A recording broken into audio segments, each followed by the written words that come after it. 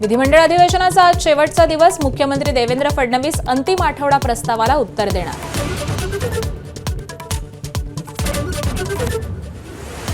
चर्चा न झालेल्या 421 लक्षवेधींना उत्तरं देण्यासाठी मुख्य सचिवांना आज शेवटची मुदत. उत्तरं दिली नाही तर हक्कभंगाला सामोरं जावं लागणार.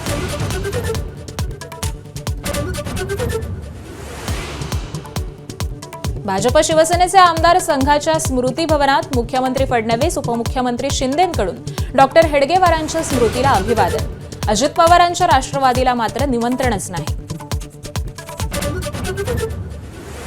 सर्व विद्यापीठांमध्ये लवकरच प्राध्यापकांच्या 11,000 जागा भरणार. उच्च शिक्षण मंत्री चंद्रकांत पाटील यांची घोषणा. कुलपतींच्या सूचनेनुसारच भरतीसाठी प्रशासकीय समिती स्थापन केल्याची माहिती. 19 डिसेंबरला भारतात मोठा राजकीय भूकंप. मराठी माणूस पंतप्रधान बनणार. काँग्रेसच्या पृथ्वीराज चव्हाणांचं भाकीत.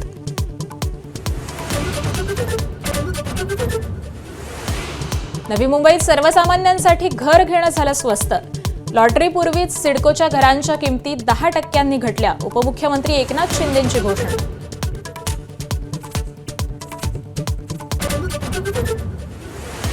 रॅपिडो बाईक चालकाचा तरुणीवर अतिप्रसंग करण्याचा प्रयत्न. चालकाला चोप देत तरुणीनं केली स्वतःची सुटका. कल्याण पश्चिम येथील सिंडिकेट परिसरातील धक्कादायक घटना.